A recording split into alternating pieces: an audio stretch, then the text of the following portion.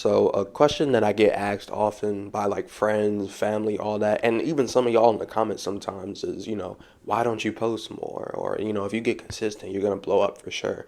And the thing is, like, I know, and I'm trying to, I want to, but at the same time, I'm also trying to like get better at this life shit, if that makes sense. And I know that's a terrible excuse, but like, let me explain. So coming out of high school, this shit was like literally all I cared about, bro. Like making 3, 4 TikToks a day.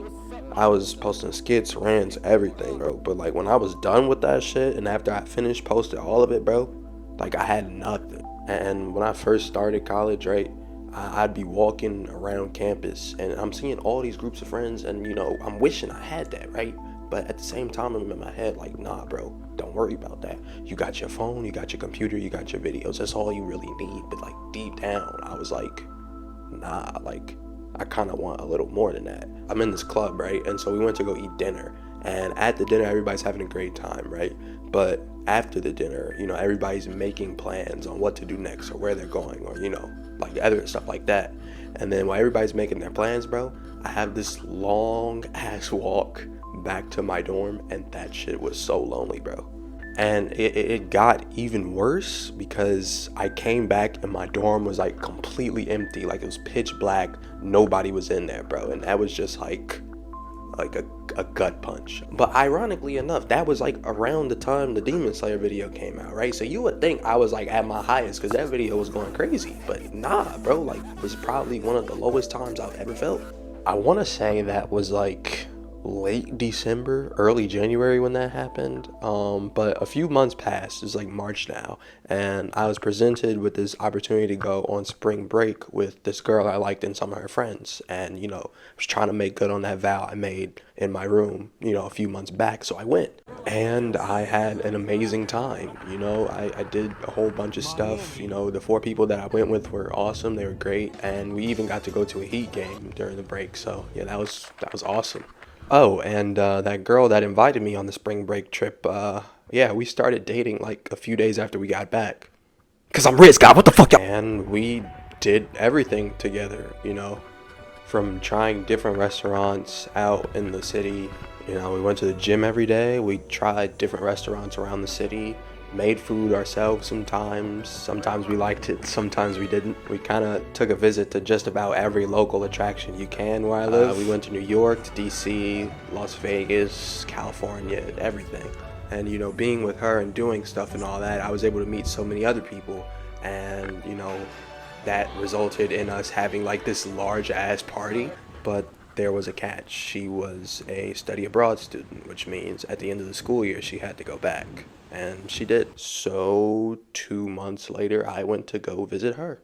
I don't know, this whole experience is kind of crazy to think about, really, because like I really found a person worth flying halfway across the entire planet for. And another crazy thing is that I actually applied to study abroad for like a bunch of different countries like earlier in the school year. It was like October-ish, right? But yeah, I was really interested in just going somewhere other than my actual university. And yeah, I ended up getting denied like a month later. So I jokingly said it to like some friends, like, yeah, I'll just go on my own time. And I was talking about Japan. So it's kind of ironic that like not even a year later, that's like exactly what I did.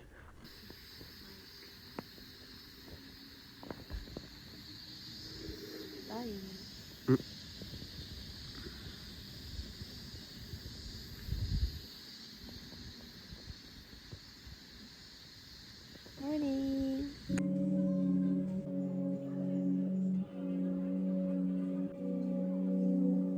It's kind of crazy because like I took this trip trying to spend time with my girlfriend that I hadn't seen in like 2 months, but I ended up learning a lot about like myself and like how my mind works in the process. I think in high school especially and a little bit in college, I struggled a lot with social anxiety to the point where like if I was in a large crowd, I'd start to hyperventilate a bit. And I still have it to an extent today, if I'm in a large crowd and even like in individual interaction. So if somebody like today came up to me off the street and was like, hey, I know you from YouTube, I know you from TikTok, I might come off as a little nervous or unaware or shit like that. And I think YouTube and TikTok fame helps to like lessen that mindset as time goes on, but like still like it's something that I deal with and it's something I'm trying to get better with, but still. And, going to a country where you don't look anything like 98.8 or 99.9% of the people, naturally you're going to get stared at.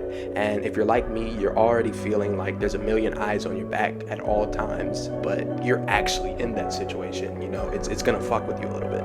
And it definitely messed with me for the first couple of days. That's why, as you're looking at this footage, it's not really a lot of me in it, or it's just not a lot of, it's just buildings, and it did for me. The first couple of days I was getting on trains and seeing a bunch of people staring at me for extended periods of time, from the adults to even the kids. And I already knew it really probably wasn't a racism thing, more so just curiosity. You don't see people like me in Japan every day, all the eyes watching me no matter where I went. For me, it was kind of like a lot to take in.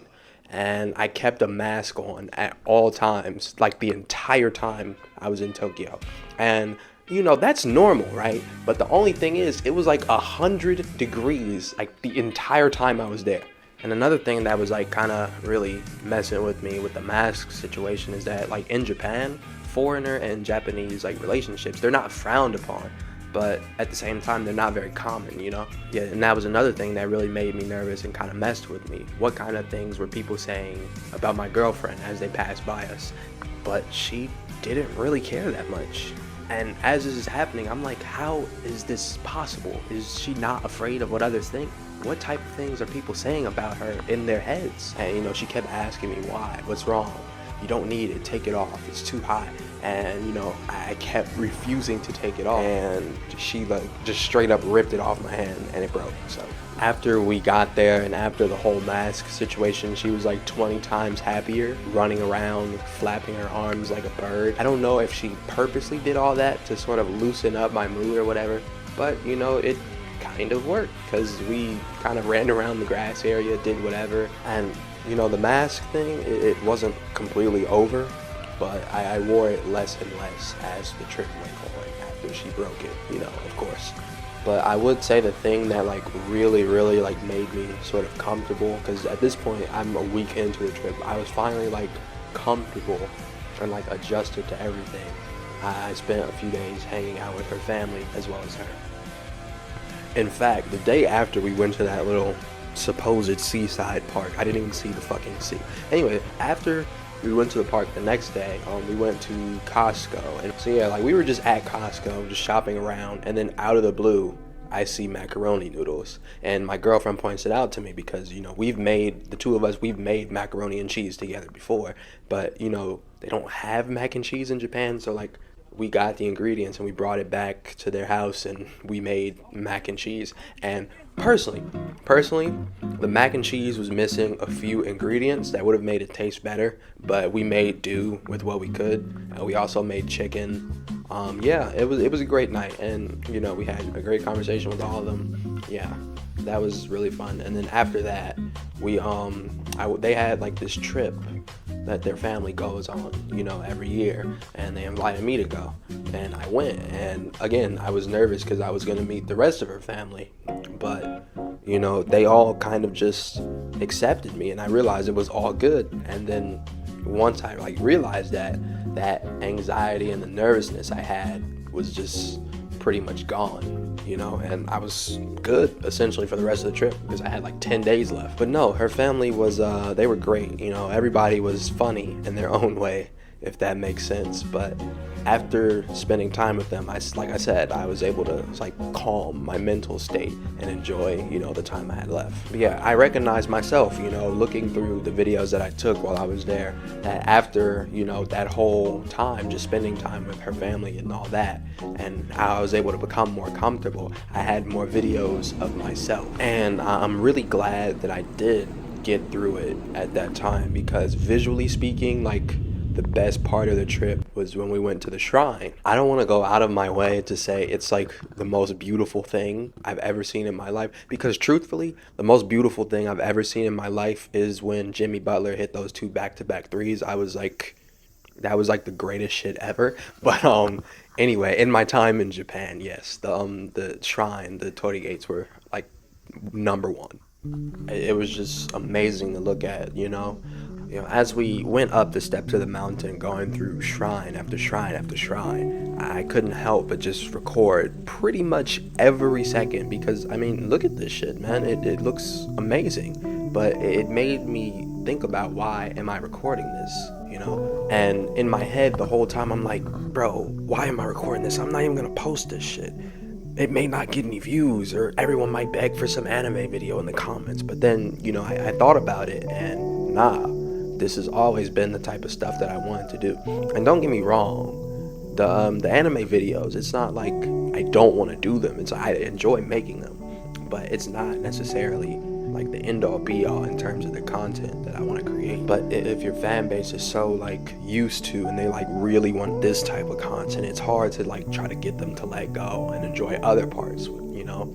And that's why, you know, I get kind of upset, or I get down when I post like a skit or a non-anime video and it doesn't do that well, because it's like, damn, like the one time I'm doing what I want to do, nobody really cares. But if I do this thing that like I kind of want to do, then everybody cares. And it's kind of like a dilemma. But it's like, at the same time, the anime videos, thousands of dollars, you know, I can't ignore that, you know? I mean, yeah, this is the type of stuff I wanted to do. Like, I always wanted you guys to like see my face and stuff like that, because I can yell in the microphone and react to something like until the end of time. But like millions, like hundreds of other people do that, you know? I wanted to make something like that last, or that sticks with you guys, you know? Shortly after I started making the anime videos, I tried to like continue to step out just to make sure that, you know, I didn't get trapped doing the one thing. But the anime videos were doing so good that I just kept focusing on that. And like at that time, you know, we're at 100K now, but beforehand I'm like, dude, if I like go after this, nobody's gonna want to watch, and I'm not gonna hit 100K. But you know, I'm here now, so it kind of doesn't matter anymore. That fear is sort of gone, because like, of course I want to hit 1 million, I want to hit 500,000, I want to hit 200,000, but I guess the main goal was to get 100,000, you know? But at the same time, you know, I realized that I can't just like do something like 2 or 3 times and then it doesn't work, just go away. You know, I have to stick with it. So I think I'm gonna give it another attempt this time, but this time I'm gonna like really try to stay with it, you know? I don't wanna be known as like the guy who did this thing, because then nobody remembers you. But if you do a whole bunch of different stuff and you're good at it, they remember you and not the stuff that you make, you know, if that makes sense. But I mean, you know, I never really disclosed this to you guys, but I want to work on movies and I want to be in movies, you know, and I can't do that sitting behind my phone yelling in the microphone 24/7, you know. And it's not saying I don't want to do it anymore, because I do. And in fact, the next video is going to be another play-by-play. But, you know, in terms of like long-term goals, like I still have to take steps towards that, you know. And I guess I'm really just trying to get out of the mindset of like counting views, I guess, because it doesn't matter to me, the views. It just matters the quality. Because even with the play-by-plays, right, it's like, honestly, every time I open YouTube, it's another nigga doing exactly what I do, right? And it's getting more views sometimes. And you know what, that's like crazy to me. But at the same time, I'm like, you know what, it's alright. Because as long as my video is quality, it doesn't matter to me, you know? Because, you know, anybody can just put on a mic and then just like yell or talk crazy for like 10 minutes. But I guess the level of quality that I just pride myself when it comes to making, I guess, every video that I make, I pride myself on quality, you know? And I'm gonna hold myself to like a much higher standard of quality going forward, you know? I don't know how to explain it. I guess maybe like 2-3 years from now, I want this style of videos. Hopefully this style of videos is like the main thing, you know, because I can be much more versatile with this. I can show y'all everything about my life, everything that I'm doing, you know, as opposed to just like picking a show or just picking something you guys tell me and then like watching it and then yelling about it for like 15 minutes. But no, aside from that, I feel like, I don't know, ever since I started YouTube, I felt like 2 different people, you know. There's MT versus the world, and then there's me, Miles. You know, like I would try to be consistent, but at the same time, I would also not post because I'm busy doing stuff outside of YouTube. I'm just doing life shit, you know. But I think meeting her and hanging out with her and then going over there and spending time with her and doing all of this, it made me realize that I can sort of mix the two into one, you know? Yeah, it's because, like, I have experience now. I have an interesting life, you know? I can show you guys, I can talk about it, where as opposed to beforehand, it was just like, I felt almost as if I had to like scream at the top of my lungs to get people's attention, you know? It's so weird because you don't know how much of an effect people can have on you, you know? I haven't even known her for a year yet, and in the short time that we've been together, I've managed to do things that I probably never would have done if I was alone still. I love the saying, life comes at you fast, because, you know, it really does, man. This time last year, I think I had just hit like 20,000, and I was going into the school year saying I'd be laser focused on YouTube. And then some months later, I meet this girl and we start spending time together, and then we went places together. None of this would have been possible if I didn't choose to go over and join a conversation that she and a friend of mine were having. And it's really crazy to think about because something seemed super, super insignificant back then, and it's directly responsible for me even being able to be here and have a great time. And that's just proof that our life is full of decisions and choices. Everything that I've experienced in these past 10, 11 months was a result of one choice that I made. I got to meet a bunch of people who I never would have met if I didn't choose to put myself out there. I saw a side of the country that I had never been to, and then turned around 2 months later and saw an entire country on the other side of the planet.